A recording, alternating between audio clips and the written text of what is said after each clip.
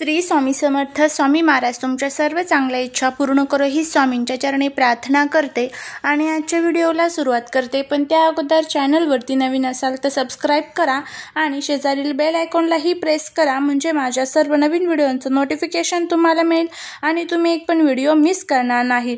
आज आहे अक्षय तृतीया आणि तुम्हाला सर्वांना अक्षय तृतीयाच्या खूप खूप शुभेच्छा।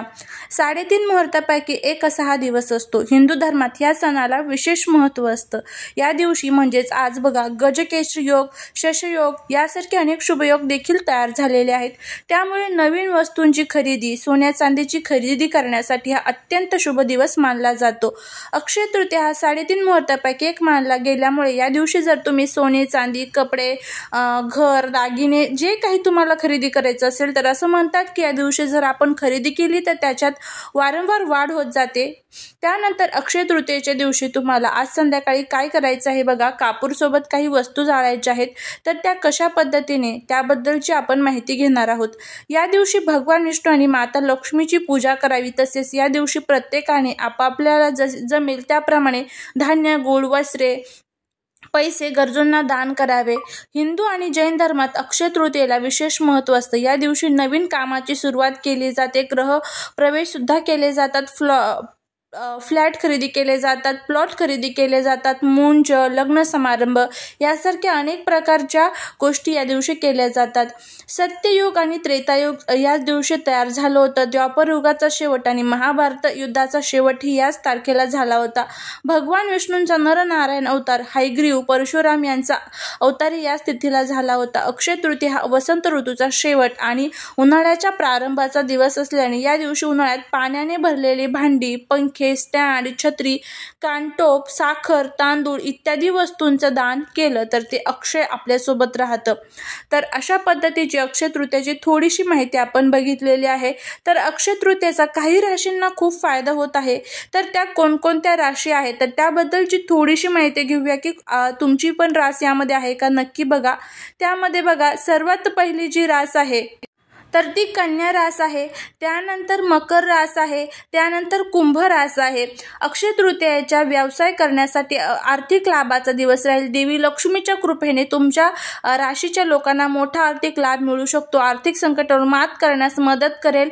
गुंतवणूक करण्यापूर्वी त्याचे सर्व पैलू काळजीपूर्वक तपासायचे आहेत। पुढे जाण्यासाठी तुम्हाला तुमच्या व्यवसाय भागीदाराच्या काही गोष्टींकडे दुर्लक्ष करावे लागेल। तर याबद्दल आपल्याला आपल्या राशींबद्दल अशी माहिती मिळत आहे की ह्या ज्या राशी आहेत तर त्यांना आज धनलाभ होण्याची शक्यता आहे। तर तुमची रास असेल तर नक्कीच तुम्हाला चांगलाच याचा फायदा होईल।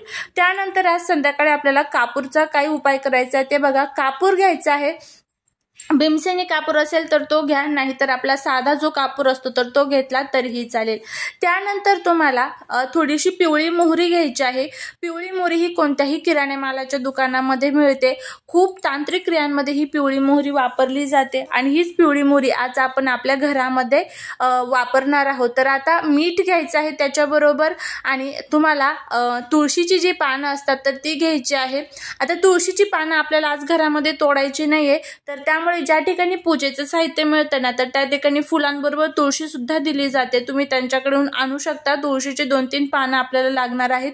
तर संध्याकाळी तुम्हाला काय करायचंय बघा, तर कापूर सोबत ह्या सर्व वस्तू तुम्हाला ठेवायच्या आहेत। मीठ, तुळशीचं पान आणि त्याचबरोबर थोडीशी पिवळी मोहरी या सर्व वस्तू ठेवायच्या आणि त्यानंतर हा कापूर दिव्याच्या साहाय्याने प्रज्वलित करायचा आणि त्यानंतर तुम्हाला हा कापूर जो आहे तर तो संपूर्ण घरातून फिरवायचा आहे। म्हणजे तुम्ही एखाद्या वाटीमध्ये किंवा एखाद्या पंतीमध्ये हा कापूर ठेवू शकता आणि त्यानंतर संपूर्ण घरातून फिरवल्यानंतर तुम्हाला तुमच्या मुख्य दरवाजाजवळ जायचं आहे। मुख्य दरवाजावरनं सुद्धा हा जो कापूर आहे तर तो फिरवायचा आणि माझ्या घरातली जी काही निगेटिव्ह एनर्जी, माझ्या घरातल्या ज्या काही नकारात्मक शक्ती, वास्तुदोष, पितृदोष, दारिद्र्य, संकटे जे काही माझ्या घरात तयार झालेलं आहे तर ते सर्व संपलेलं आहे अशा पद्धतीचा भाव ठेवून माझ्या घराचं गोकुळ झालेलं आहे। सदा माझ्या घरामध्ये नेहमीच माता अन्नपूर्णाचा, माता लक्ष्मीचा, भगवान विष्णूंचा वास आहे। तर असा आपल्याला हा जो उपाय आहे तर तो करायचा आहे। त्यानंतर हा कापूर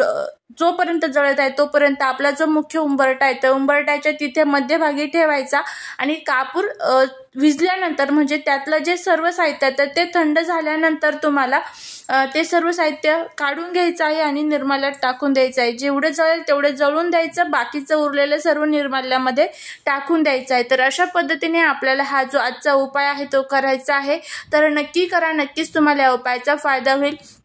घरामध्ये ज्यावेळेस पितृदोष, वास्तुदोष, नकारात्मकता असते तर त्यावेळेस अनेक अडचणी आपल्या अवतीभोवती येत असतात। तर हा जर उपाय आपण केला तर नक्कीच त्याचे जे फायदे आहेत ते आपल्याला बघायला मिळत असतात। तर हा उपाय करा, नक्कीच तुम्हाला फायदा होईल। झालेली सेवा ही महाराजांच्या चरणी रुजू करते। व्हिडिओ जर आवडला तर लाईक, शेअर आणि सबस्क्राईब करायला विसरू नका। श्री स्वामी समर्थ।